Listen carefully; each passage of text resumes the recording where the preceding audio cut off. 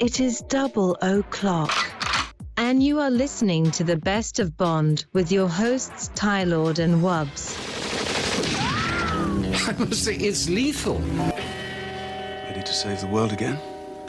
After you, 006. Saving the world is a lot easier with a helping hand or two. Even the world's greatest spy can't do it alone. So welcome, ladies and gentlemen, to a special episode of the Best of Bond with your hosts, Tylord and Wubs. After a year of reviewing nearly half of the James Bond film catalog, we are on leave from MI6 and thought it was the perfect time to count down our top 5 favorite Bond title songs. But we can't do it alone. Our good friend and fellow YouTuber, Omega Ace, is here just to make sure that if one side of the family don't get them, the other side will. In addition to being a massive Bond fan, Omega streams video games and specializes in Castlevania lore. Please be sure to check out his channel at the link below. Our other special guest today is Cue the Music, the James Bond tribute and concert band from England, graciously providing the soundtrack for our countdown. We are huge fans of Cue the Music, and by the end of this episode, we know that you will be too. Please check out the links below for your favorite songs, and give them a like and subscribe. It's the least we can do to say thank you. Tylord, how are you doing today? Oh, excellent. Happy to be here. I've been looking forward to this for a while. You and I both have been praising all the Bond music for a year, it seems like now, since we started our episode. And the music aspect of the Bond movie is one of my favorites, so I can't wait to talk about this episode and name and hear what your guys' top 5 are. Yeah, I'm expecting we're gonna have a unique. I think we're all gonna have unique lists. Is what I'm guessing here. We'll see how it goes, but yeah, and we're super excited to have Omega Ace with us as well, another one of our friends who also is a gamer YouTuber, does a lot of live streaming. Omega, how are you doing today?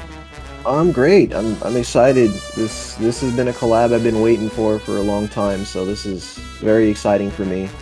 I'm just in general a big fan, so I love talking about it. Fantastic. So, Tylord, why don't you kick us off with your number 5? Okay, this one's pretty obvious. It's like one of the first songs you think of when you think of Bond songs, and it's not my absolute favorite, but I have to put it on the list because it has such a history with me. Like, probably the first Bond song I ever heard, and I think I mentioned before my mom would sing it on road trips, and my little girls sing it now in the car. It's Goldfinger.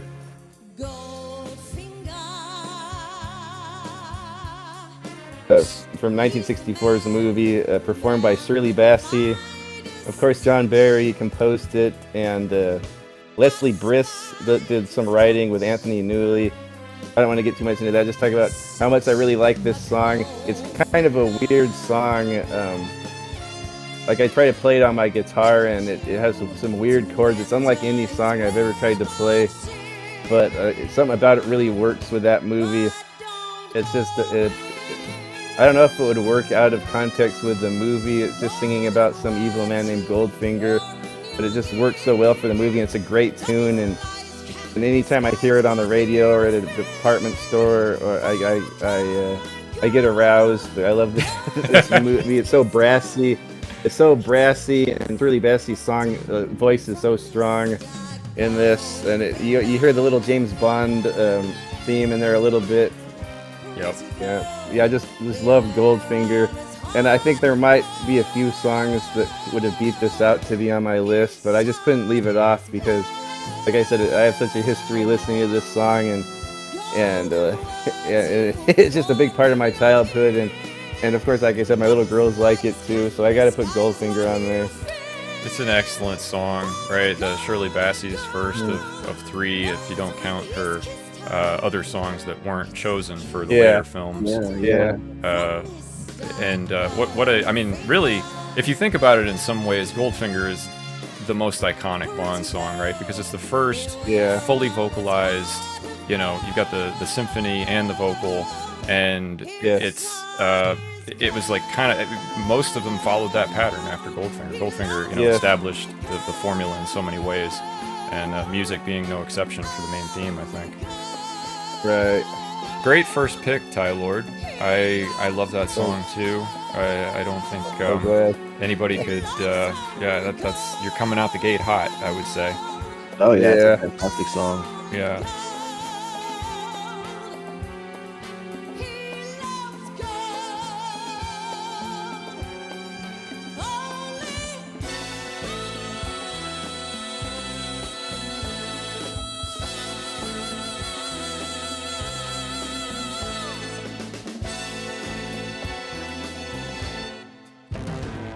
So Omega, what's your number 5?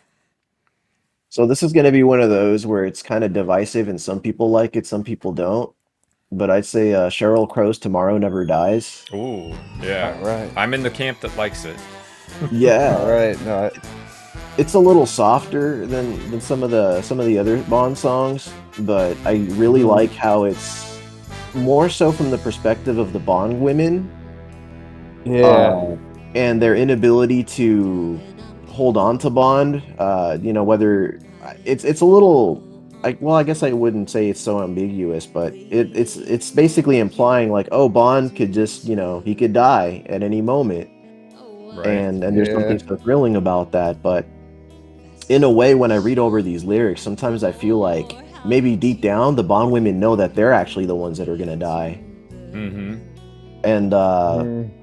And it's really more of a tragic song, and it's the first song that I can think of that's sung in that perspective in the Bond franchise. I mean, correct me if I'm wrong on that. I'm not sure, but you might be right about that. Yeah. Yeah. I love the song. It was the first film I saw in the theater of the Bond franchise was Tomorrow Never Dies, so I have that one's got kind of a special place in my heart, and I'm a big Sheryl Crow fan in general. But I love that song. I think that's one of the best songs she did in her career. Yeah. Yeah, her I ability to go for it, Tyler. Oh, sorry. I love the sound. It has a unique sound. I like that piano it has in there. It almost sounds like the Perry Mason theme, kind of. You kind of hear like the piano chords going through all of it, like the low piano chords. Yep. Really like and her nice raspy voice. Yeah. It's a very cool arrangement, right? With the piano, the guitars, the symphony. Yeah, there's a lot of orchestration too. Huh? The orchestration. Yeah, it's a great. I guess I don't know if I can still say modern, but it felt modern when I was a kid. Yeah, it does have a modern vibe, doesn't it? Yeah. But still honoring that John Barry tradition with the orchestra, and you could easily see how you could go from Goldfinger in the 60s to Tomorrow Never Dies in the 90s, right? It's a similar sort of arrangement and setup with a female vocalist and orchestra. So very cool number 5. I'm glad somebody picked it. Yeah, for sure. I'm also impressed by how Sheryl Crow's able to easily hit those high notes and the lower notes seemingly effortlessly. She just does it, without even really stressing her voice in any kind of way. She just does it. Mm-hmm. She makes it sound easy. I don't know how easy it is, but she makes it sound easy. So a great 5th pick. Anything else you want to add about it? Tyler, do you have anything you'd like to add? Oh no, I think you covered it. I do love that song a lot. That's one I would listen to a lot. I replay it a lot in the car on my Bond compilation. I always liked it when that was the next song on the list. And we're not doing other songs today. We're just doing main titles. But I would like to mention that just "Surrender" by Katie Lang is another great song from that film soundtrack. If anyone's interested, definitely check it out. That's a good mention. That one's very Bond sounding. That almost sounds like the epitome of a Bond song. It's a really good song. Yeah, I feel like the song actually did kind of do a good job of carrying the momentum from GoldenEye, because everybody remembers GoldenEye. Obviously the video game had a lot to do with that fact, but like that really put Pierce Brosnan on the map. And then this song right here was a really good follow-up, in my opinion. Yeah, it doesn't have the same feeling as the GoldenEye theme. It's not as, I guess, epic is the right word. But it feels really smooth, you know? Right. No, it does. And the piano in it feels so aggressive right from the beginning, too. Like it really throws you into it. So my number 5, I really struggled with. The rest of this list was not difficult for me at all, really. But this is like the one where I kind of agonized over this pick between 3 songs or so. So I'm gonna mention my 5th pick. My 5th pick is "You Know My Name" by Chris Cornell. Oh wow! From Casino Royale. Yeah. And I just want to say really quickly, it was neck and neck with "From Russia with Love's" main title theme, the orchestra. For me personally. So, but I decided to go a little more modern with this list. So, yeah. Big fan of Chris Cornell, big fan of Soundgarden, grunge music in general. So when I was in college and Casino Royale came out, and going to see that movie, the whole reboot with Daniel Craig, that intro that kicked in after he got his second kill to become Bond was like really awesome. Heck yeah. I went to see that movie like 3 times, probably 3 or 4 times. I loved it so much, and I loved that they brought, they had just done sort of that electronic pop music for Die Another Day, like 4 years before that with Madonna, which is cool and all, but I really liked that they brought back the pure kind of that's a rock song, right? That's just a straight up rock song. And I think it was very appropriate given what they were doing with the franchise at that time. You've got this sort of new James Bond who has just made it to MI6, and he's very rough around the edges. He's kind of learning his way around how things work in the espionage world. Makes a lot of mistakes, but he's very physical and violent throughout the film. And I think that song really captures it well. Yeah. Anything you guys would like to add about it? Yeah, it really has a Bond flavor too. It is a pure rock song, but just like A View to a Kill, you hear that song, you hear it kick in, and you hear that's a Bond song. Right. Although it's more one of the rocky or like the rock songs of the Bond franchise, you can tell right when it kicks in, and that one kicks in harder than any of them. Like right when you do the opening gun barrel, and it goes right into it. I think that one, GoldenEye and Goldfinger, like kick in the best out of the series, like right into the title song. But did David Arnold help compose it? I'm not sure about that. I would think so, because I believe he did the soundtrack for Casino Royale, the score. Because it really has that wonderful chord progression, like some of the old Barry songs, like a lot of minor chords. There's a lot of minor chords coming at you in that song. And the brass, I love the chord sounds progression. So good. The brass, in it too. Which it's not like the one. Harkens back to your last pick, right? I mean, the sound of the horns, I feel like in that go all the way back to Goldfinger in a way. They do. Yeah. I think that it really does do a great job of showing how, even though he's trying to maintain a certain elegance to the character, he's also really headstrong, and he's brash, he's young. I love how the song emphasizes that, and the song itself is told almost. I had a difficult time trying to figure out whose perspective it was from, but to me it almost feels like it's M, giving Bond like a warning. Right. Yeah. Good point. That's what I think of it as when I listen to it. I think it is M from that perspective. Fantastic song. It's either M or it's his internal monologue. Like it's him learning as he makes these mistakes in the movie. Like, I have to take care of myself. No one else is going to. That sort of thing. So I can see it, either way. Yeah, for sure. I agree with that. Yeah. So, Great pick, yeah. thank you. Yeah, awesome. All right. So, Tylord, I think that brings us to your number 4. Okay, my number 4, kind of a different style, kind of the slower,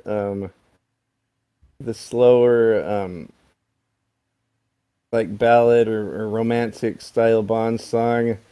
Kind of different from Goldfinger, but I choose "You Only Live Twice." Oh, Okay. we need to turn the lights down low for that one. Yeah, yeah. And this is there's a lot of variety in the Bond songs. Like you hear a lot of people say all the Bond songs sound the same, but I can't really think of any two that sound similar. They're very similar. I know there might be a couple, but this one's that kind of slow, romantic, dreamy song. I really love the chord progressions in this, and Nancy Sinatra's voice. Of course, John Barry composed all of this, so he always has those wonderful chords. Like I was talking about in You Know My Name, this song just has wonderful. It doesn't start with a minor chord, but it has a bunch of minor chords coming at you, and that makes it sound so dreamy and mysterious. I just love those chords. At one point in the song, there's it goes off to one chord that was never used throughout the rest of it, which is unusual, but it just sounds so haunting and beautiful. You know, when it kind of goes off, it says, "And love is a stranger who will beckon you on." Right when it says "who will beckon you on," that it goes to that G minor or whatever it is, and it just sounds really. It just my heart melts when I hear that chord right there. But it has kind of like the Asian theme too. Like it kind of sounds like Japanese style. The movie version of the song. Yeah, this is Yeah, a so song I just love that always makes me think of Japan. Yeah, Nice. yeah. Yeah, the movie version definitely adds like an exotic flavor to it, and I'm always looking for Yeah. that particular version because I like it over the other version. Oh, right And on. I always come out disappointed when I'm like, I'm looking for it on YouTube. I hit play, and it ends up being the other version, not the movie version. I'm just like, that's not what I was looking for. Yeah, I prefer the that movie little version vibe. too. Yeah, it's so much better. I think it's a heck of a lot better. And it's interesting that you mentioned like how it almost feels like a dream because it is Bond laying on the bed, right? Like that they transition into that. So, Yep. Yeah. It's almost a like the little whole detail. movie is a dream. It's like a very surreal movie and a surreal song. That's true. It does really fit for that part of it. Yeah. It's all dealing with space, right? This sort of the mysteries of space and combined with international politics. Yeah. Cool. So, yeah, Nancy Sinatra, a great pick, Tylord. Yeah, it's an awesome song. What's I struggled to decide whether I wanted that song on my list or not too. So it would definitely fall under honorary mentions for me. Nice. So, Omega, what is your number 4? I went with Thunderball, Tom Jones. All right. Number 4, Thunderball, the 4th Bond film, and it's your 4th song. Yeah. I feel like for me, like what really struck me about the song was just how impactful it is and how it's really just like the song itself is just made to stroke James Bond's ego, and I just absolutely love that. Yeah. Don Black and John Barry just, they just killed it with this song, man. It's so funny Yeah. how they weren't even, you know what I mean? It wasn't subtle in the slightest way. It's like here's a man that gets what he wants, But you think it was about Bond? I always thought it was about number 2. Yeah, I always thought that too, but now the more I watch it, I think it's about Bond. But when I first saw the movie, I was always thinking it was referring to the villain. Yeah, But, Interesting. but the more I watch it, I think it's Bond the song is about. it's definitely ambiguous enough, right, to where it could be either or. Right. But the dude Tom Jones's voice in that song is just so intense in a good way. And when he hits that last note on Thunderball and he just holds it the whole time. Yeah, that's you like a feel it long in your time. It's soul, like, man. That song just hits you. Tom Jones is an If amazing I singer. yeah. If I try to sing it in the car, I can't keep up with that note that long. No, that's a You'll tough pass out one. and drive into a tree, right? Yep. It's such a man. I don't know. It was for me like it's one of the older Bond films. God, it's the fourth one. Yeah. But for me, it's like one of the most impactful songs. Like Yeah. It's very memorable. it's a real head turner. Right? It's very memorable, and it was so big and larger than life. I think in sound and scope, it was perfect for the movie because it was Thunderball was go big or go home all the way around, right? The way they produced it, scope of it, everything. And you get a taste of the Bond theme in there with the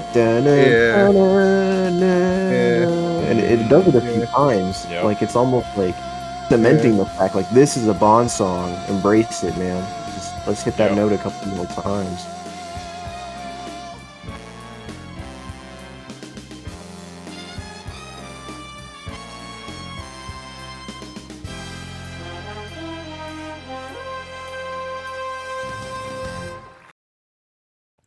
Yeah, he was the man back then around that time. Yeah, I'm pretty sure Tom Jones is still the man and will always be the man. Oh Yeah, I think he's still around, isn't he? Yeah, I think he is. Yeah. I mean, he did Vegas for a long time, right? Yeah. I think. Yeah, through up until probably around 2000 for sure. Maybe still now. I don't know. He's got to be 90 years old now. Maybe he still does it. Yeah, this song, like you're saying, it hits so hard. I think this might be the song the first song that comes to mind when I think a Bond song. This might be like the stereotype or like the first one that comes to mind is this song. It's so brassy and aggressive, and it has all of the, and you hear the Bond theme in it, like Omega says. Even I like it you kind of hear the Bond theme at that one part where it says they call him the winner who takes all, and then right after that it goes a dun dun dun dun. So he strikes like Thunderball. Yep. Yeah, that's a great song. Wow. Yeah, I can't help but sing along to it myself. I just watch out for that last note, Yeah, you need to take a big breath of air to get that last note. Wow, great fourth pick, Omega. Yeah, thank you. Anything else you want to add?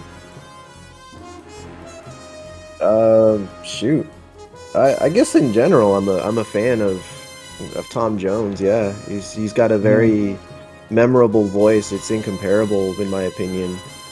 And it holds a lot of strength. Like his every note he hits, you just feel it. He's great, man.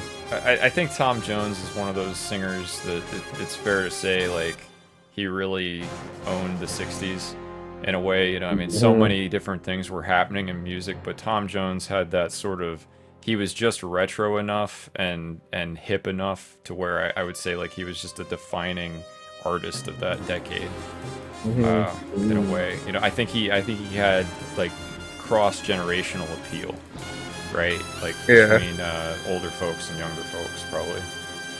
Yeah. My fourth pick is "Live and Let Die" by Paul McCartney and the Wings. Okay. Yeah. So I know I'm getting the rock songs in early.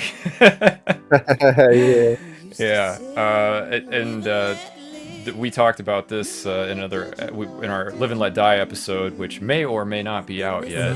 But Tylord and I both love this song, so I know that. Omega, what do you think about it?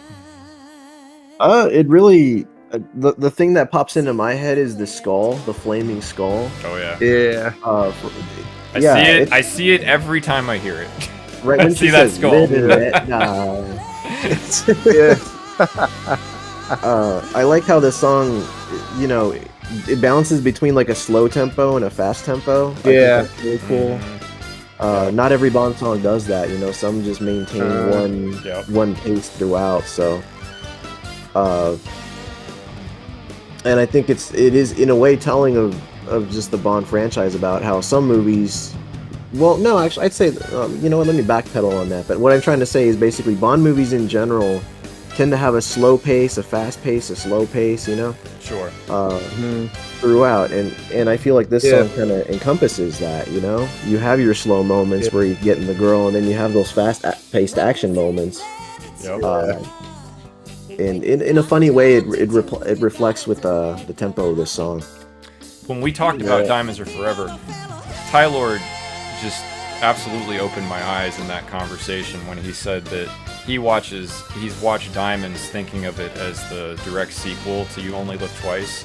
So Connery, you know, sort of finishing up his Blofeld arc before Lazenby would be in OHMSS, and I thought that was so clever, and it makes the flow of those movies so much better to me, like thinking of it that way, because to follow OHMSS with Diamonds to me is just like a total misstep. Like it's so I love Diamonds, but it's so weird to go from probably the darkest ending of any of the films to the most lighthearted Bond movie there probably is, right? The funniest one. So I like thinking of it like now OHMSS going right into Live and Let Die, and this song is just perfect for that. You know, like here's thinking of it like, oh, when you were young and your heart was an open book, you used to say live and let live, right, when you were in love and all that, but you know, now Tracy's dead, so live and let die, right? Like it makes perfect sense, you know, and it's so good too with thinking of, I mean, Roger Moore is by far, I think Live and Let Die is his most brutal film in the whole series, like for how violent he is in that movie, and really, like, I would take that down to like the end of the boat chase alone, right? The way he throws the gasoline on the guy and throws him, like gets his boat to go into the big tanker and blow up, you know, like that is that is probably, I don't know if it's the most violent, you know, death in the franchise, but it's definitely one of them, you know, like the way, like, it is just brutal. So anyway, that's what I think of when I think of the song Live and Let Die. Okay, Also, the one verse too. What does it matter to you when you got a job to do? You got to do it well. You got to give the other fellow hell. That's just like sums up James Bond and Spidem right there, or Double O's. That just sums it all up right there. That's it. That's what he did in that whole movie, right? He gave them all hell. To me, like the end of that lyric right there, the song picks up, and in my mind, it almost feels like action, like an action sequence picking up right after he says hell. So I think that's really cool. And another thing I love, I forgot to mention it with the other movies, but how they use this theme within the movie a lot. Like, it works perfect for action scenes, and they even, like, some of the slower romantic scenes, they have this. George Martin puts it into the score. I really love this movie's soundtrack. Right.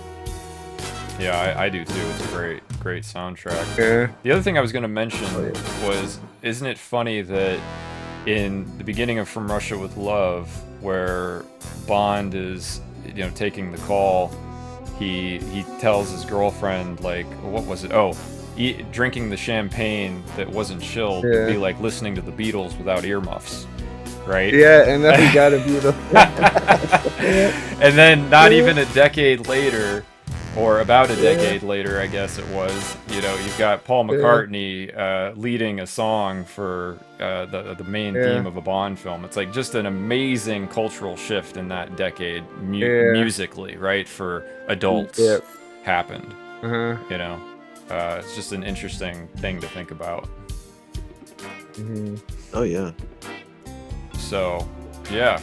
Anything else you guys would like to add about Live and Let Die? Not now, later perhaps. Nice. All right. So, Tylord, that brings us to your third pick. Okay, and that'll transition perfect into my next pick because it's the movie directly after this, and I know you guys are gonna be down with this, but man, I just love this song so much. The Man with the Golden Gun. Oh, he I did think it! He went there. Yeah, this is the one. It sort of, I think John Barry was kind of going for that Live and Let Die style, but he brings back almost like Goldfinger. He combines it with like Goldfinger, where this song's about the villain and nothing else, and it's very sleazy and suggestive. Oh, it's just solid gold like smut is what it is. It's solid gold Yeah, smut. just like this. This is the most smutty movie with the smuttiest song. I don't know, maybe Diamonds is. I don't know, but this one, I just love this Diamonds song. Diamonds is too classy, man. Diamonds is a classy song. Yeah. This one, like you said, it has almost like the style of Live and Let Die, but it's very John Barry, and there's all the orchestration, and it has some rock in there. Oh yeah. And Lulu's good performance. I think I heard she was losing her voice when she recorded this, but I can't really notice it on the recording. It sounds great. Yeah, it sounds excellent.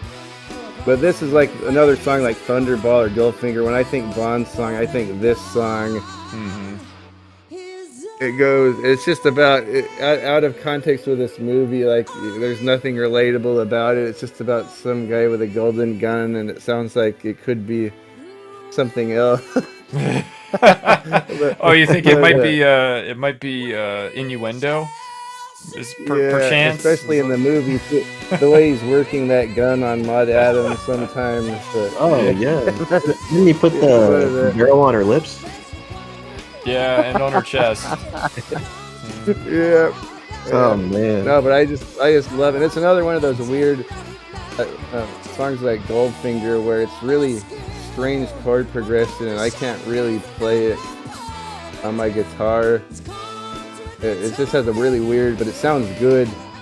And like you said, it has fast moments, and it kind of slows down one moment, kind of reminiscent of Live and Let Die, where his eye may be on you or me. Will he bang? We shall see. The lyric is hilarious. Yeah. Yep. Yes. And I know, and shout out to my wife. I think this is her favorite song too of the Bond series. Nice. Yeah, your wife has obviously got fantastic taste. Yes. Yep. It's a great song. I think it gets passed over so much because of the lyrics, right? By more casual fans, but it's an awesome song. The way that it takes off and everything. That's a good title sequence too. Yeah. Yeah, it's really tongue in cheek, the song. Like there's a lot of these songs you can listen to outside of the movie without really even getting so much as a glance. But if you were listening to The Man with the Golden Gun, while you're driving down the road, dude, you're gonna get some little head turns at the red light. That's right. Yeah. Wouldn't it be great to have that golden Matador and ride that around with listening to The Man with the Golden Gun? Oh, it'd be awesome, dude. Like that's the funny thing is one of my friends, he picked up the the James Bond collection on Blu-ray, or one of the many collections, I should say. Yeah. And he gave me first pick. He said, "Hey, I've never seen any of these movies. Why don't you pick one?" And I opened with The Man with the Golden Gun. I said, "Here we go. Let's, nice. You know what I mean? Let's start with I respect that. I respect that because The Man with the Golden Gun was the first clip. I saw like the second half of that movie. That was my introduction to James Bond. Right, that was the first thing I saw. So I think the Man with the Golden Gun is an excellent entry point. Yeah, and as soon as that theme song hit, and it just kicked right in, it just kicks into high gear. It's not shy in any way. No. My friend he turned his head. He looked at me. He said, "What the hell are we watching?" And I just started laughing. Yeah. Is this a porn flick? What are we watching? Oh man, Christopher Lee was such a badass in that movie, man. And so much. I mean, yeah, a lot of the villains have arrogance to them, but there's something about having the arrogance and backing it up with that gun, man. It just, you know what I mean? Well, and I think once you've been Dracula for like what 20 years at that point, you know, he's done a lot of lady slaying, you know, up to that point, just being Dracula. So that was sort of like second nature. The man with the golden gun is James Bond versus Dracula, right? That's what it is. Yeah, pretty much. It's pretty much James Bond versus Dracula. Yeah. They say that Christopher Lee's agent approaches basically whenever he goes to a venue or anything, his agent always has to approach people and say, "Don't mention Dracula around Christopher Lee." Apparently, he's just so fed up with being compared, that as the subject. So. Oh boy. Well, I it's unfortunate he's passed on, but Christopher Lee, if your ghost is listening, I'm sorry. Please don't haunt me, Master of Darkness.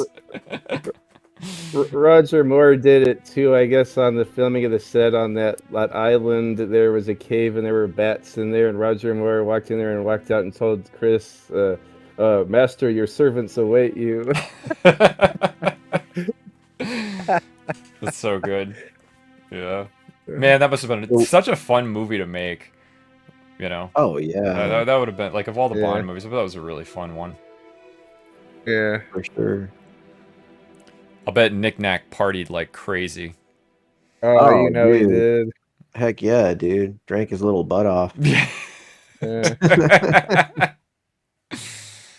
Yeah. Wow. Great pick, Tylord. I had a feeling, maybe. I wasn't sure, but I had a sneaking suspicion, maybe. Yeah. You didn't let me down. You never do. Yeah. All right. So, Omega, that brings us to your third pick. What do you got? Okay, we're circling back to Goldfinger. Okay. Awesome. All right. Right on. Yeah, dude. It's the first song in the franchise to sing about a Bond villain. Mm-hmm. It also happens to be the first song. Well, I guess aside from Three Blind Mice, I guess, but you know they went from an instrumental track to a song with lyrics. Yep. And to me, that just made it more impactful. They made the villain appear so much stronger before the movie even. You know, before you've even reached the climax of the film, you've already got a fear of this guy because of those lyrics, man. Mm-hmm. Yeah. No, you said it was about a Bond villain as the focal point. I'd almost say it's about the Bond villain, you know, of all of them. Like, and not to take anything away from Blofeld, obviously he's the biggest, you know, recurring villain in the franchise. But Goldfinger was just this larger than life kind of villain. You know, I think in many ways he's James Bond's ultimate adversary. Oh yeah. I love the accent too that they, you know, I love his accent. He's British, but he doesn't sound like it. No, it was great. And Gert Frobe's acting was so good. Especially if you consider he couldn't speak English very well. So it was amazing to think of, you know, of that. Yeah, you know, he's always. I mean, he's one of the top villains to be parodied, you know? As far as Bond. You know, Jaws as well, obviously, and then there's Blofeld. You know, I'd say those are the big three. When you think of Bond villains, those are the three that come up the most, you know? Yep. Yeah, this guy has so much of a presence, though. It's almost like the movie's about him. Well, he's the title character and the song's about him, and he has his own theme song. It's almost like the movie centers around him. Even the book, too, like Bond's, a lot of the time he's just captive or in the background. Like Goldfinger's like almost like the star of this movie, and he has his own theme song. Yeah, it's a great song. I couldn't imagine a better song for that film. No way. And of course, it goes without saying that Shirley Bassey's voice is just, you know, unmatched. Absolutely. I believe you guys covered the musical aspect of the song pretty well earlier. Well, and she's still singing too. You know, Yeah. at least as of fairly recently. I know she was still singing. Mhm. So that's amazing Yeah. to think of. I mean, now we're, God, 60 years. It was 60 Yeah. years since they did that movie and song. Yeah. And she's still Yeah, performing. last I heard her, she still sounds strong as ever. Last I heard, like a couple years Mhm. ago. Yep. She still has a great voice. So, Yeah. and she's done so many other songs. Maybe we'll get to some of them. Oh yeah. Yep. All right. Anything else you want to add about Goldfinger?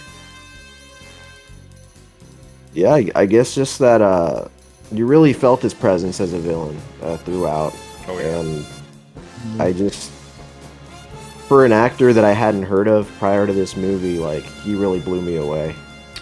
Yeah, Gert Frobe was great in that. He was in other films in the 60s. There was another one that I saw. It was a World War II film. It was really great. I can't remember the name of it at the moment. I'll throw it up on the screen if I remember it for in post.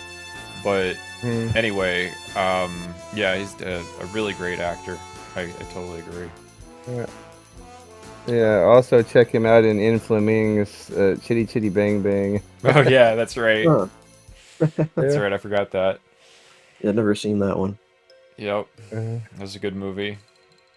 So that was Omega's number 3, and my number 3 is "Nobody Does It Better" by Carly Simon All right.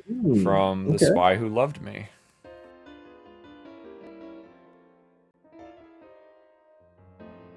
Nobody does it better. Makes me feel sad for the rest. Nobody does it half as good as you. Baby, you're the So, Excellent. in many ways, I look at Carly Simon. I don't know why, but I always think of Carly Simon as kind of a Sheryl Crow type singer before Sheryl Crow. I know she didn't do music that was quite as heavy, but I don't know. That's I always think of them related for some reason. Yeah. But obviously, this song is very different from "Tomorrow Never Dies." This is a sort of a love song, but it's a love song that is kind of sad because it's from the perspective of one of Bond's women who realizes that nothing's ever going to compare to Bond. So, and she also realizes, probably, although it's not necessarily clear in the lyrics, that it's just her turn, right? She's not going to be able to keep this guy. So, it's sort of a sad song from that perspective, but it's sung really beautifully. Like it's easily my favorite Carly Simon song, and I'm a big fan of hers too. Wow, So, yeah. Yeah. It's cool that you mentioned that about the song. Something just popped into my mind. The novel, The Spy Who Loved Me, could have fit perfectly with this song. Now that you mention it like that, because the novel is about this woman who had been done bad by men like 3 times in her life, and she was almost done with them until she fell into this like Alfred Hitchcock type thriller situation. The book's not even about Bond, but Bond shows up and sweeps her off her feet, and then he goes away. So that like fits perfectly with that book. Like I just thought about that right now. Yeah. Yeah. That makes sense, right? Yeah. And I haven't read the books yet, but I will definitely read the books when we get to reviewing them. Yeah. Yeah, but you mentioned that the meaning of that song, it just like hit me right now. Yep. And the way that it's sung too, I mean, it's just like it's sort of,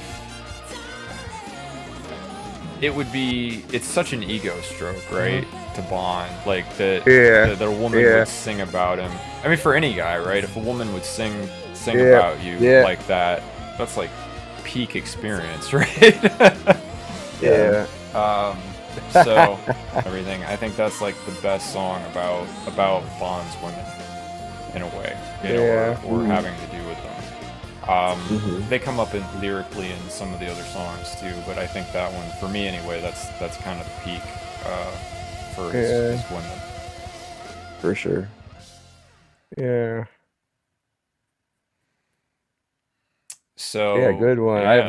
yeah, I've always loved that song. That's like one of the first Bond movies I've ever heard. I think I would put my tape recorder up to the TV and record the title, and then like I'd play it on right. my little radio. Well, it's another one with a great intro, right? The title sequence Yeah, is one of my favorites. yeah, And it really, if you think about it, I think it's probably the most romantic song of any of the yeah, intros. Like, it's a romantic movie. yeah. The whole plot of the movie about him winning over Mhm, the this Russian agent who he had to mhm. kill her lover at the beginning of it because her lover was a Russian agent trying to kill him. Yes, And yes, that was yeah, just the whole drama of that is so yeah. interesting and compelling, It was, considering tensions between the Soviet Union and the Western powers at the yeah, time. So it's yeah. like their whole relationship is this thing that shouldn't even be possible in that Mm-mm. movie, right? Like, it's Yeah. just and it doesn't make anybody happy, right? Like, at the end, like, all of their Uh, the Russians and the British are all really angry about it. Back when Roger Moore passed away in 2017, I noticed that of all the songs, that song was in circulation. More people yeah, were acknowledging that song. Nobody does it better. And it's sort yeah, of adopted more of sort of like a double meaning about like how much of an impact he left in acting, you Right. know.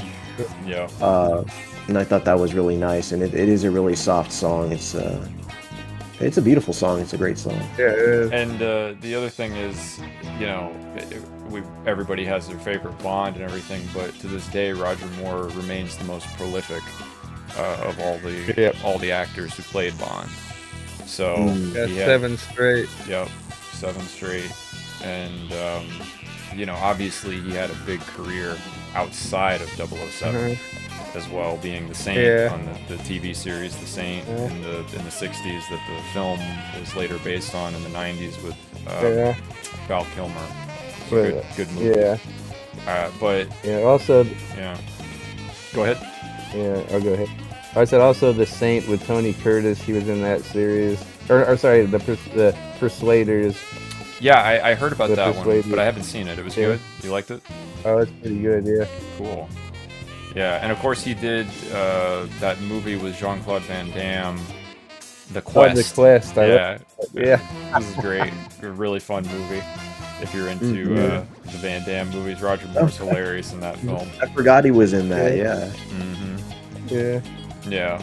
So, and interestingly enough, he was actually older than Connery, but Yep. he looked younger, right? So that's why he was able to Yeah. take over, I think, when he did. Mhm. Yeah. I think he started when he was like 44, and then went till he was like 57 or older. Yeah, I see. Most of us are too young to be Bond still. You know, Yeah. Tylord, you Yeah. might be there. Are you there Well, yet? I could Right, be on, yeah. You might be I'm able to as be old as Daniel, Roger right? when You might be able to be Yeah. Daniel in Casino, but yeah, I There don't know if you you can go. be Roger yet. Make it happen. Yeah. Right? Well, I think Timmy was 44 also in Living Daylights, right? Was he really? Wow, Yeah. I didn't realize that. That's pretty amazing. Uh, That's very cool. or maybe 40. But, Yeah, yeah. closer to 40 Yeah, great probably. pick, though. Yeah. Yeah. Wow. Okay. Well, yeah, that's my number 3. Excellent. Oh, that's Nice. That's Yeah. classic. So yeah. Tylord, what's your number 2? Okay. I went kind of hard to soft, back to hard again. I'm gonna go soft again. I'm gonna go back to Shirley Bassey. I know you don't hear a lot of people say this is their favorite, but this is definitely my favorite or top 3. Another kind of dreamy, romantic one, Moonraker. Oh, Okay. yeah. Yeah. Mhm. And I don't know if it's just because I'm biased to Moonraker the movie, but man, I just love this. It's just like going back to You Only Live Twice. It has that wonderful dreamy chord progression. It has the harps, and you can hear like a triangle beating in there too.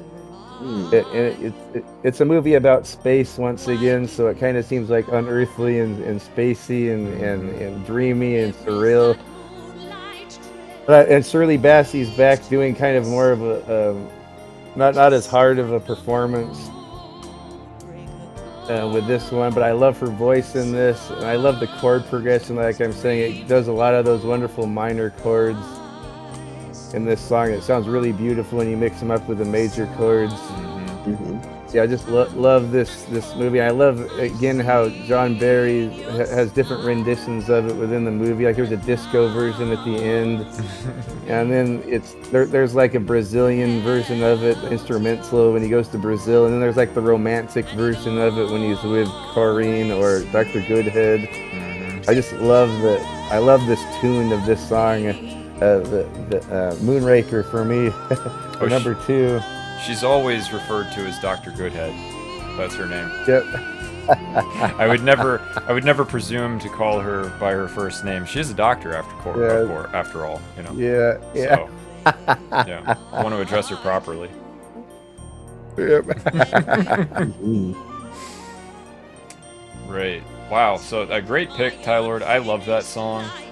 That's a song like I know you're definitely a bigger fan of the film than I am, but I enjoy the movie too. I appreciate the movie a lot. I think it gets a lot of undeserved hate just for the time it came out, you know, right after Star Wars. So but the song is beautiful. Like you said, super dreamy. I imagine it sort of harkens back to the vibe of the books, right? Because the books are more fantastical than the films, according to what you said, right? Yeah, some of the times, yeah. The novelization of this one's way more grounded, but I think it's just as fantastic as the movie. Yeah, but a lot of those, like You Only Live Twice and Doctor No, a lot of those are super surreal, and those Bond novels, and even From Russia with Love has some really like almost borderline supernatural, like surreal things. But I just like that about Bond movies, how they're so surreal and mysterious, and like it's always dealing with mystery and death and danger. Right. And John Barry and all the composers and the artists always seem to get that vibe down with the music. Absolutely, and John Barry is such an amazing composer to think even going from something like the soundtrack for Live and Let Die to Moonraker, it's in the span of a few years, it's totally different, right? Man with a Golden Gun, Man with a Golden Gun, I mean, really all the films in the 70s, they're all so unique in their sound, right? I imagine you and I could probably hear any track from any of the Barry films in the 70s, and we did immediately know which film it was, you know? Probably any of them. That's how iconic his sound was for each of his films. I love his sound. Another thing with his sound, not so much in this song, but he has the major minor ninth chords he uses. The James Bond chord, first used in Dr. No. I don't know if you can hear my guitar. I learned this actually from Warren Ringham, the director and the trumpeter of Cue the Music. He kind of runs the show. Shout out to him, by the way. Forgot to mention, we'll be using Cue the Music for the musical inserts in this. Probably the most accurate of the covers of the Bond songs. But what I learned from him was that major minor ninth chord, the James Bond chord. Here's a major chord. I'm just going to play an E. See, nice, rich, happy sound. Just a basic chord. And then here's a minor chord. Minor, E minor. See, it kind of sounds scary or sad.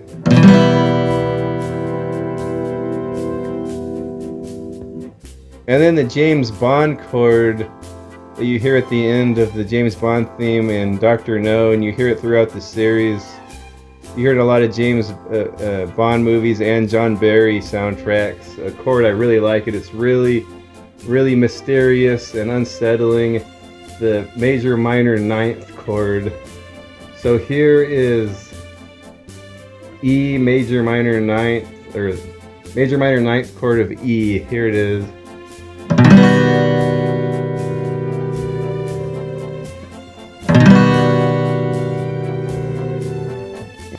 But you hear a lot of that probably within the Moonraker soundtrack, but not so much on the song. I just thought I'd throw that tidbit out there.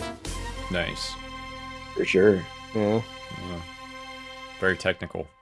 I like it. Omega, what's your number 2 pick? I'm going with From Russia with Love.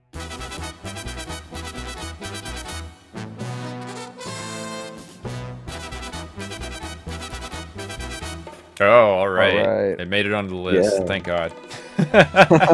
Right? Yeah, it's almost shocking that it took this long, right? But Right? Yeah.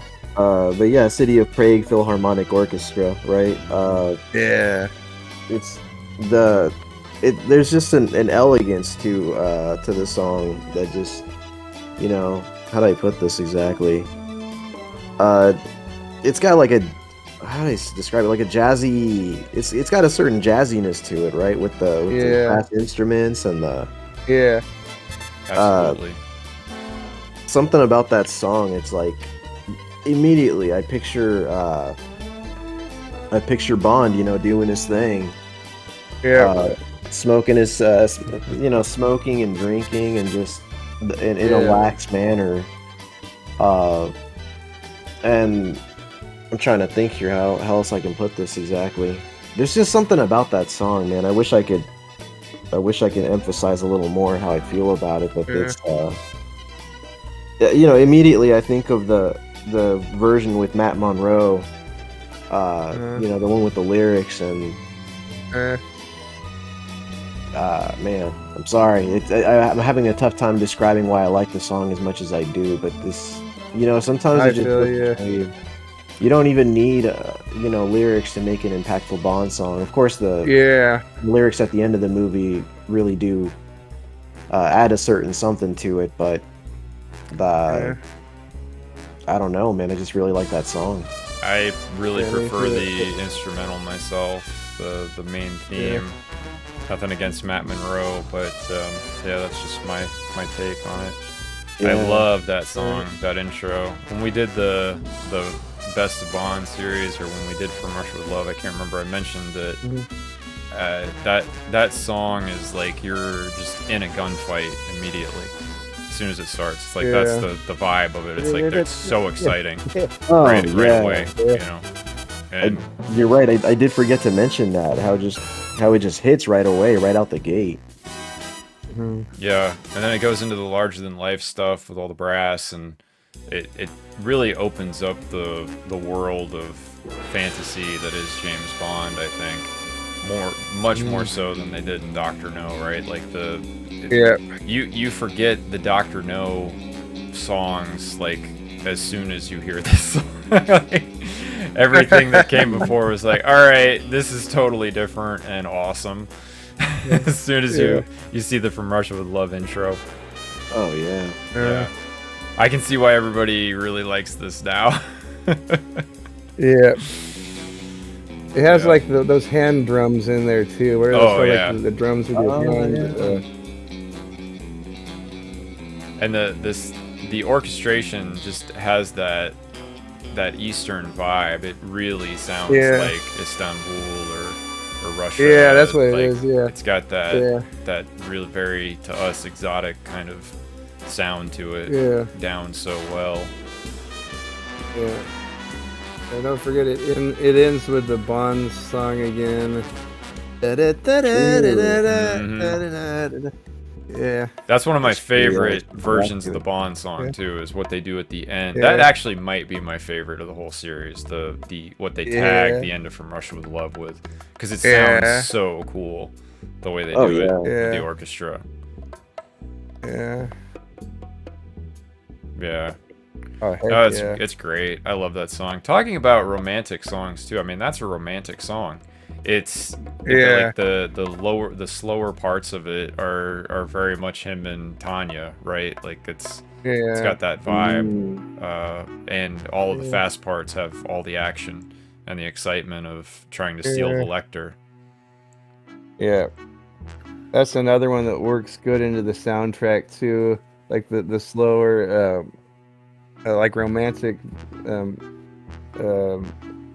versions of it within the movie. Yep, Yeah. absolutely. I mean, those might be. What do you guys think? From Russia with Love and Nobody Does, or The Spy Who Loved Me, they might be the two most romantic films. And Yeah, I think so.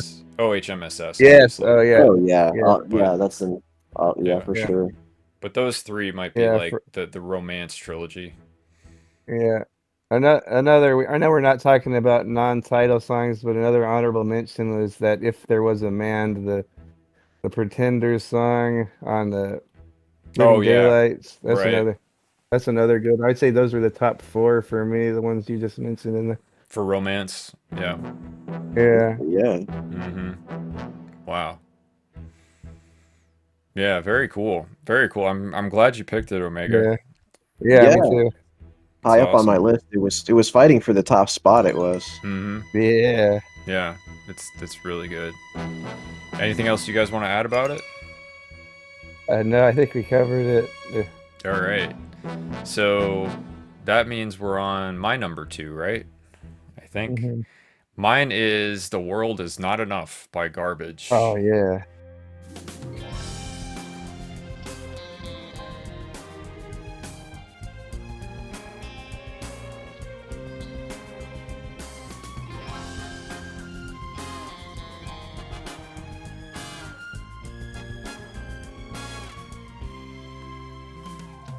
Oh. Yeah. Which, yeah, unexpected, huh? It is. Yeah, it's I think that this song, of all the lyrical songs anyway, all the vocal songs, I think it captures the essence of what the Bond franchise is better than any other song.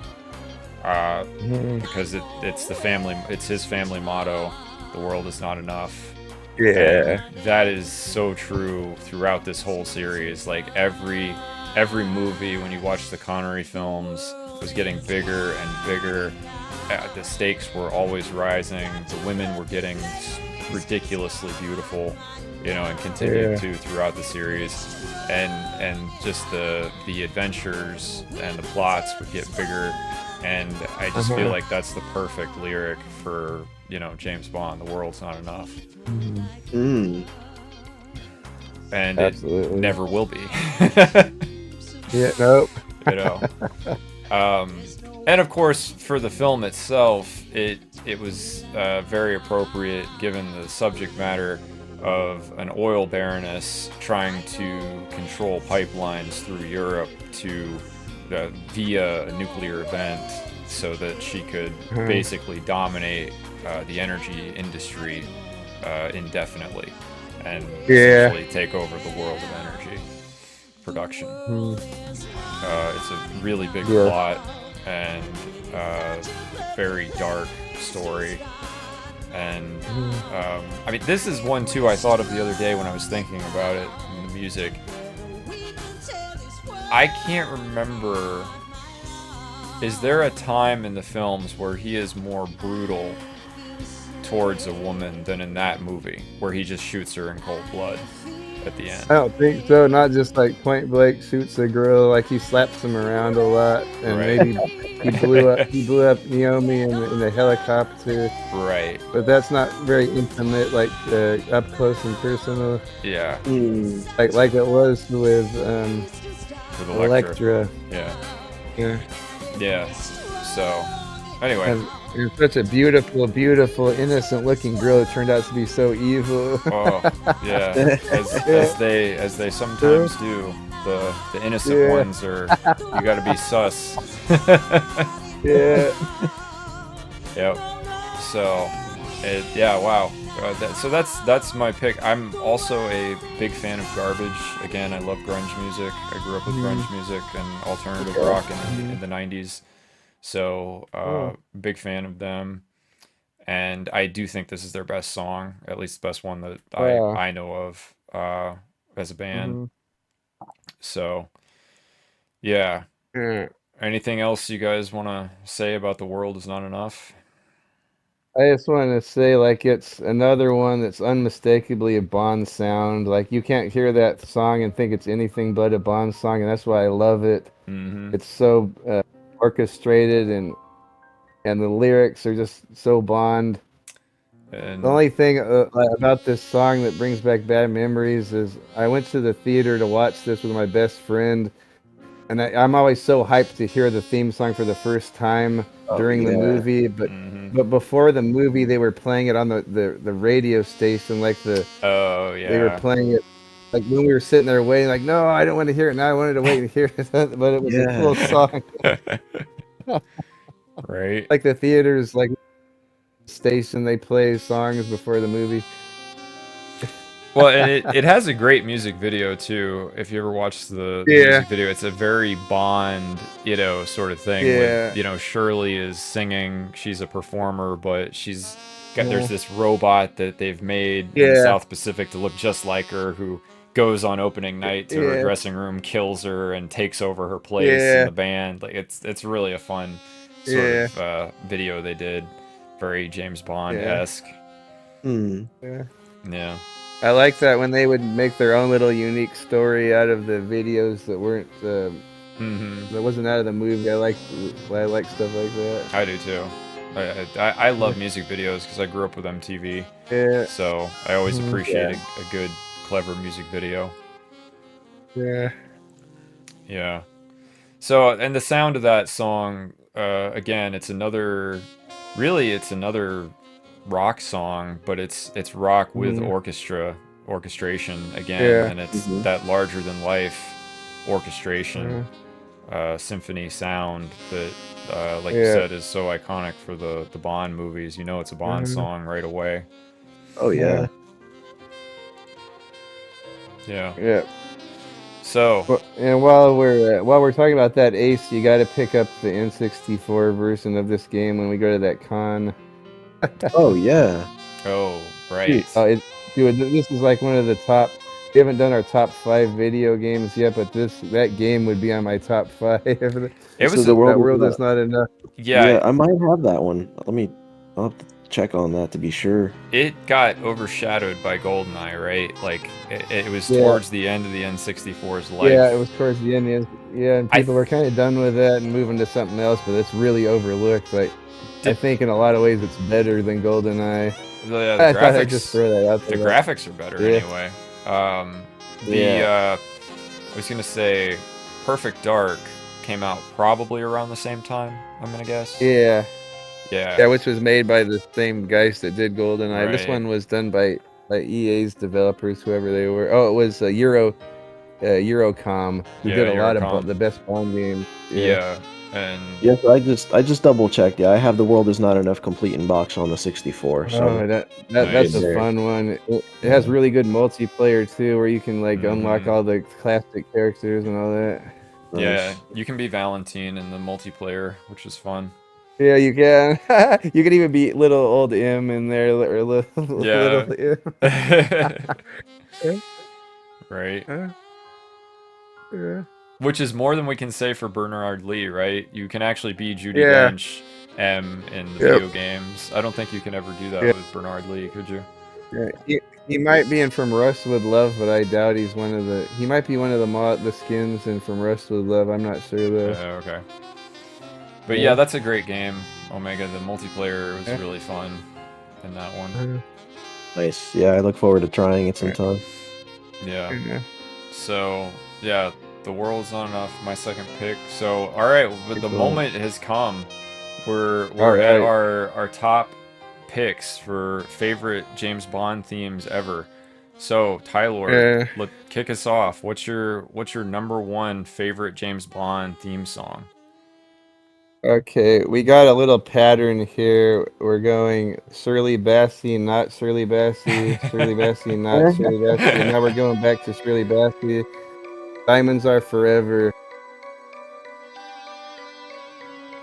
Diamonds are forever.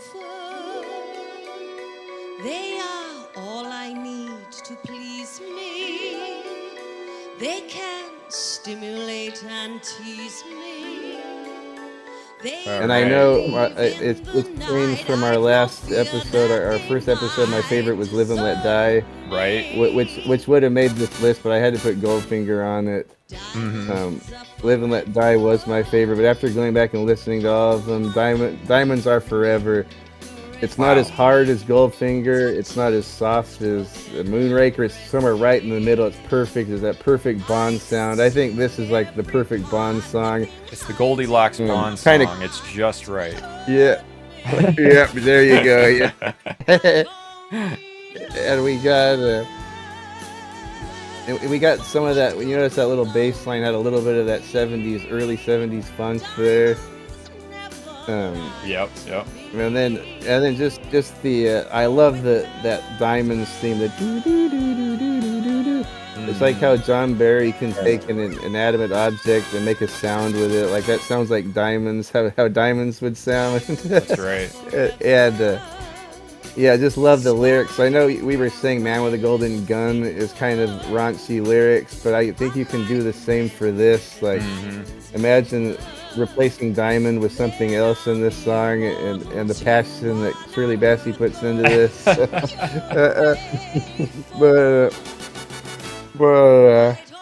Oh man, love this song. Yeah, love the chord progression. Love it hits hard with the brass a lot. I think it ends with that minor major ninth chord I mentioned. If not, it's like a really loud finale in this song. I really love this. Well, Diamonds Are Forever for me. Lyrically, that was a great pick. I love the song. Yeah. I think of Shirley Bassey's songs is probably my favorite as well. Yeah. Series. But I was gonna say, it's interesting, right? Because lyrically, I think this is like peak feminism in the Bond series, right? I don't need men. Men are mere mortals who are not worth going to a grave for. I mean, you can really tell like the 60s has happened, right? From the lyrics. Omega, that's going to be tough to follow. What's your number one pick for a favorite Bond theme? We're circling back to Chris Cornell's "You Know My Name." Oh, wow. Nice.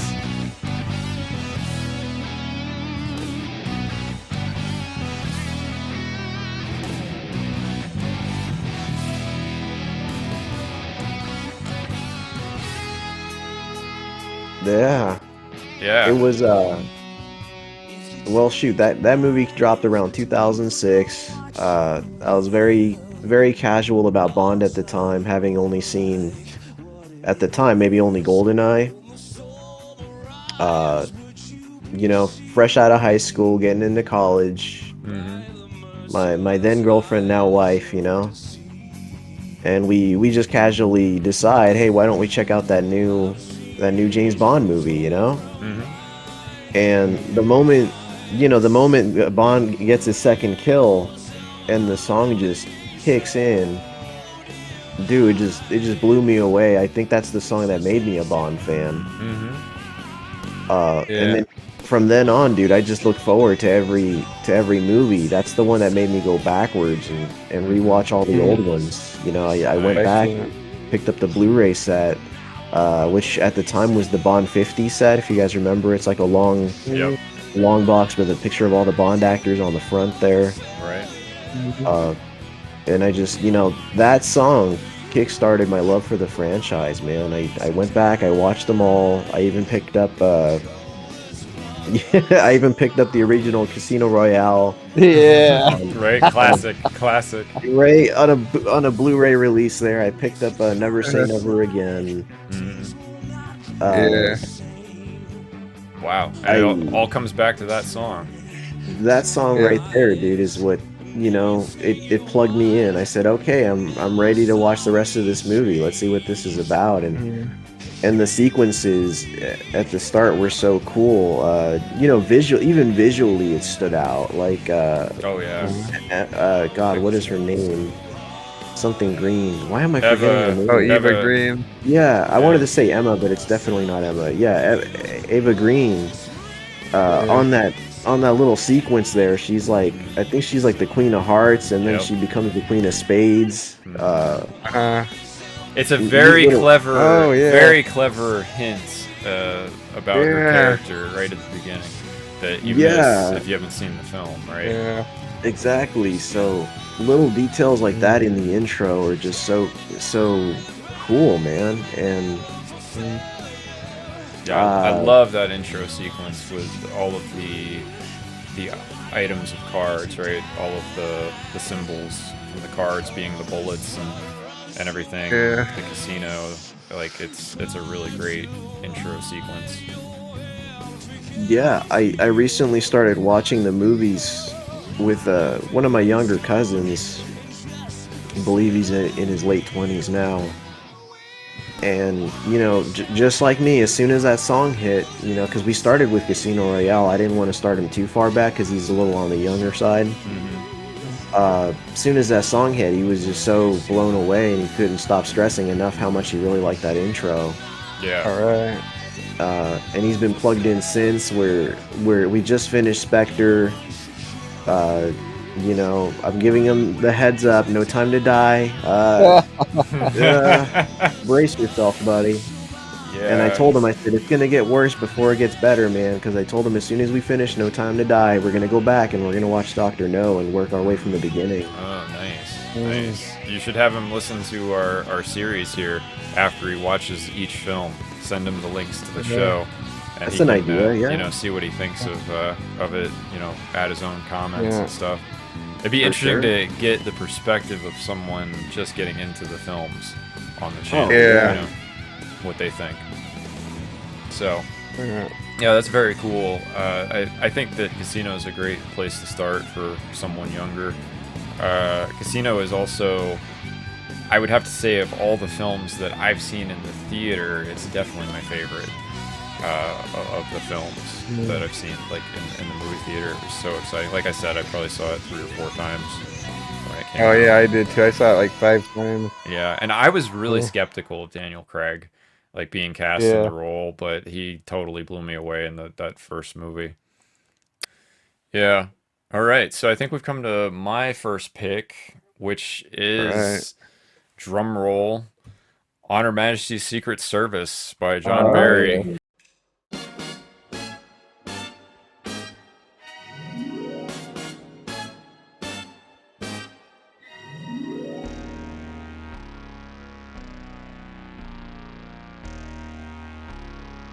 I knew it. I haven't seen it. Okay. Yeah, I knew you knew this was coming, Tylord. Yeah. Just like I was suspecting Diamonds was your first pick. Like, yep. So yeah, the intro to On Her Majesty's Secret Service, the title song, the synthesizer, and that gives me chills every time I watch the movie. Every time I hear the song, it's just so. You know, the sound just. It's the first time James Bond is reinvented.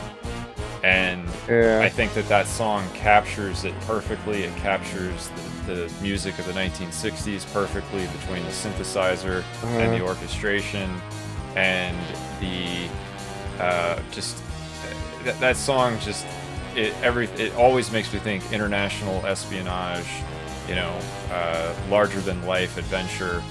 All those things that and James Bond just come to mind every time I hear it, more so than anything else. And to get all of that out of an instrumental song, I think, is amazing. There's no lyrics, there's no vocal, and I think that's why it's my favorite, because it comes with imagination as well. It's not so well defined because it's instrumental. So yeah, I get that emotion and feeling from it every time I hear it. Yeah. No, I feel you. I think this might be. I might like this song even more than the actual Bond theme from Doctor No. Oh, the OHMSS theme. Yeah. Yeah, I do myself personally. Yeah, I think it's I like it a lot more. I love the Bond theme too, especially the version me too. at the end of From Russia with Love, right? The title song. Yeah. That one, and I feel like it's been reinvented in some really great ways over the years and used in the movies. I love that, but you know, it was really a thrill too just to hear some of the music from OHMSS and No Time to Die. That was probably about my favorite thing about that movie, was just that they reused some of the music. Yeah. But yeah, I know this is a weird pick. I'm a weird Bond fan, I know, because OHMSS is my favorite of the films. Believe me, I know how strange I am. No, I think George Lazenby doesn't get the credit he deserves, man. I think it was a good film. I agree. I think people are coming around to appreciate it at this point. Yeah. Yeah. But yeah, like I said, it was the first time the character was kind of reinvented, right? The first new Bond they had. And this is a pattern I've noticed for me. I tend to prefer the first film of a new Bond over his other films, right?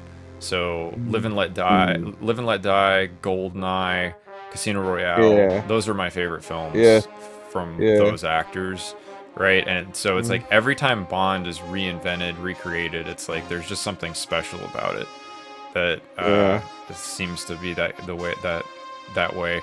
I really like The Living Daylights as well, but I prefer License to Kill. But I do like The Living Daylights a lot. Yeah. So it's great. The end sequence, especially on the plane, is amazing. Yeah, that's one of my favorites. Yeah. So yeah. But like you were saying with this song, I forgot to mention like the ones that hit the hardest for me, like when the intro or the title song starts. I was saying Goldfinger, Casino, and GoldenEye, but I forgot to mention this one. This is the other one where the title music like hits in so good. Right. He picks up her shoes and starts running on the beach, and the beat hits as he steps. You know, they synced it up so well. Yeah. It's also just, let's be honest, the best Christmas movie ever. So, you know. Yeah. You know, it's a Christmas song too.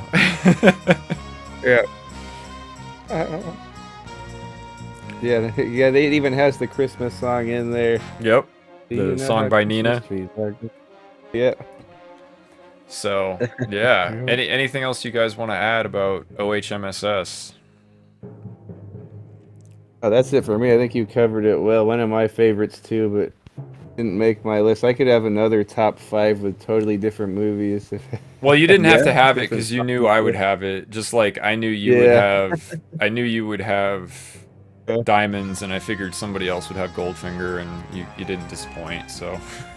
There we go. The point is, like, all of the James Bond music is great.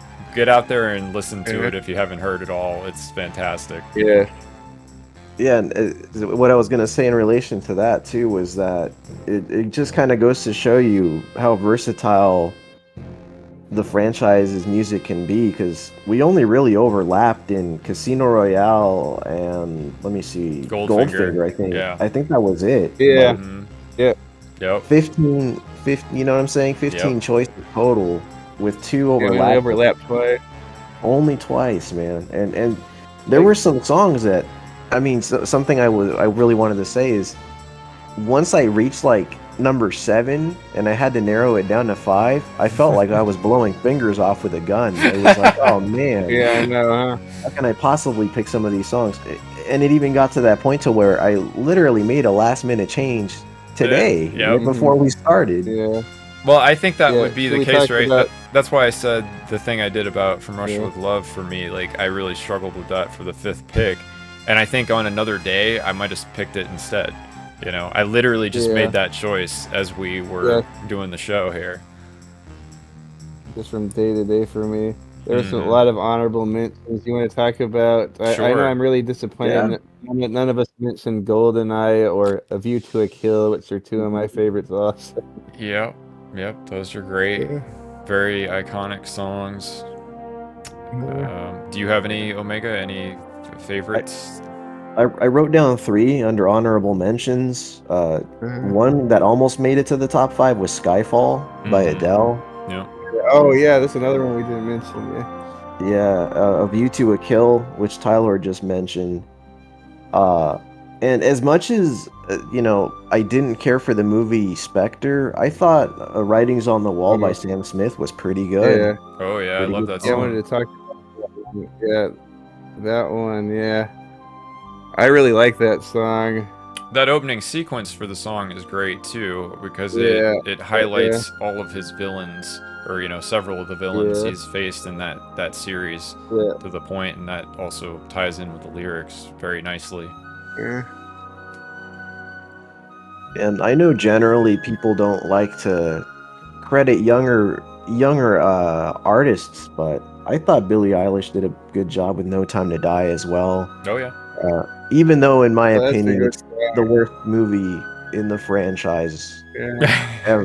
Yeah, I just kind of associate it with that movie, so I never listened to it. But I just kind of wish it would hit a little harder.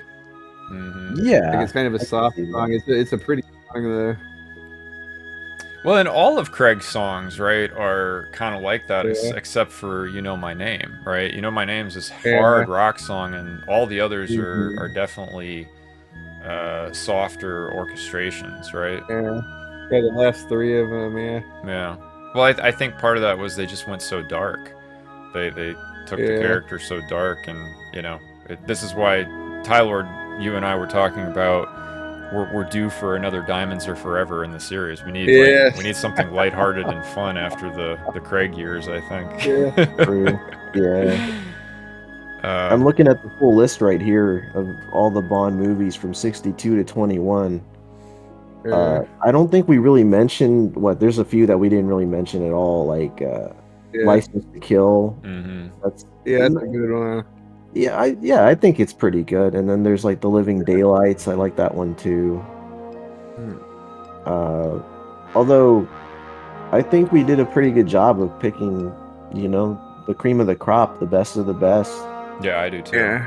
I like our lists. I think they were very good overall. I'm trying to think if there was any honorable mentions I had. Yeah, hit us with those.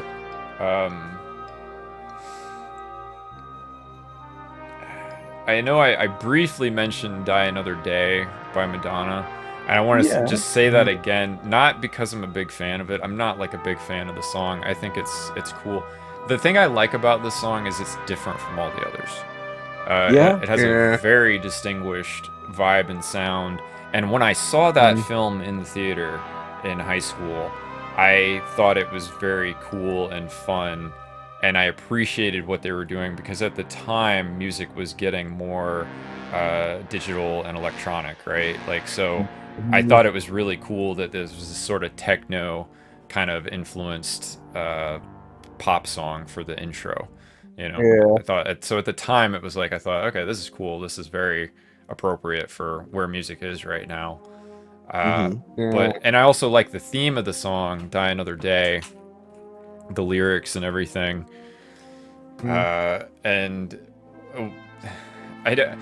Tylord, isn't it funny? It seems like every time we do an episode, I end up talking about Die Another Day.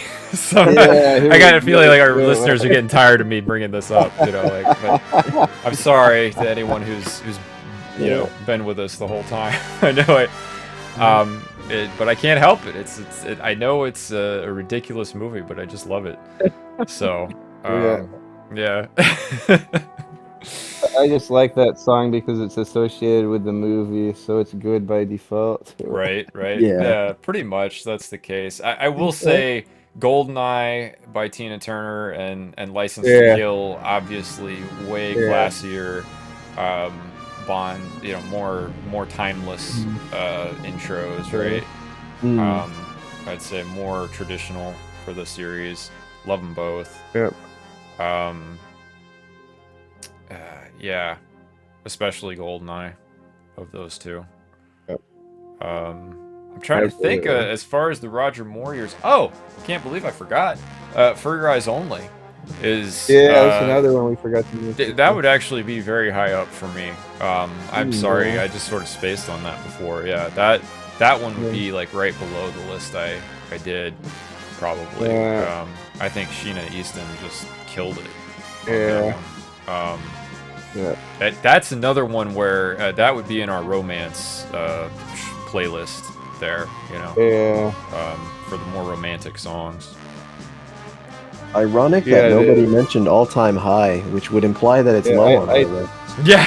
I do like that song. Poor Rita Coolidge. It wasn't an all-time high on our list, was it? Oh, that's a great song, though. I love that song. You know, this is the thing. Like, you know, there's not really a bad Bond theme. It's just what you prefer yourself, like what you're a fan of. You know. Like, I like Jack White and Alicia Keys, but I did not like them in that song. In Quantum of, in Another Way to Die, but it's fine.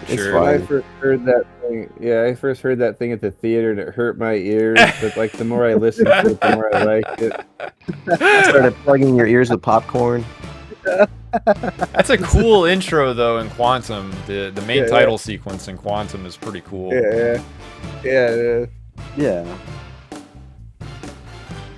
Yeah, visually the theme was cool. I had no problem with it visually. The sand, it was all sand, right? And like ladies in the oil, sand. I think. Yeah. Didn't they emphasize oil as well? It was probably oil, because that whole thing was about, you know, misdirection. You thought it was oil, but it was really water at the end.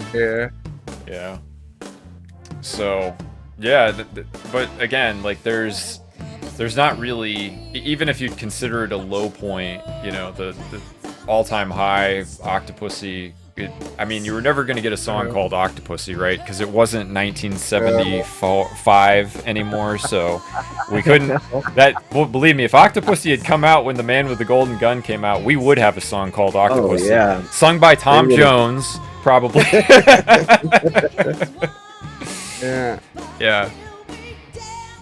It's just weird to have even like 4-syllable word like that would be hard to get a song. Like most of them are like 3 syllables, like Moonraker. And I guess Thunderball. Yep. Goldeneye. Goldeneye's 3 syllables.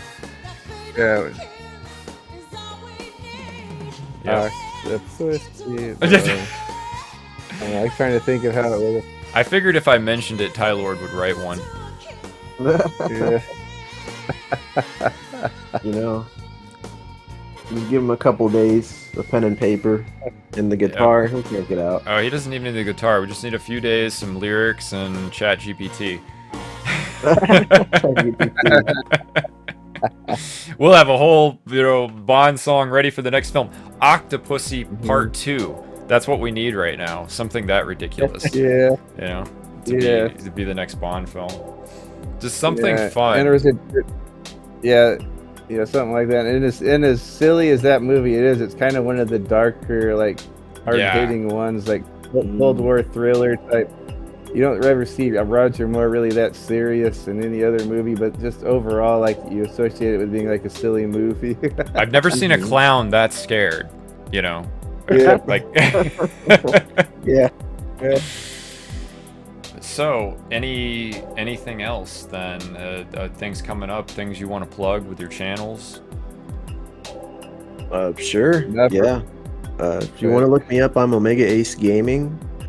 I stream on Saturdays at 7 p.m. Pacific time, usually about 2-3 hours. And I like to plug in my Castlevania shorts as well. I make short 1-minute videos on the Castlevania franchise. I try to upload one every single Tuesday on, you know, the lore, the creatures, the weapons, anything that comes to mind. So, you know, if you're into video games, definitely check those out. Yeah, they're great. A lot of good material on those. Yeah, I love those shorts, Omega. They're really well done. Thank you.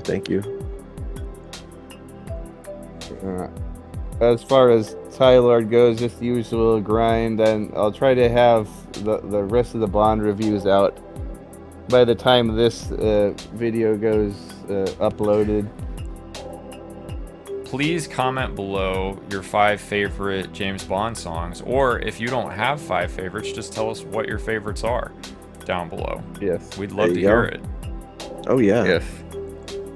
Well, thank you again. Do you expect me to talk more? No, Mr. Bond, I expect you to die! Well done, boys. Another successful mission. Thank you for listening. If you enjoyed this debriefing, please like and share it with your friends. Do you expect me to talk? No, Mr. Bond, I expect you to die.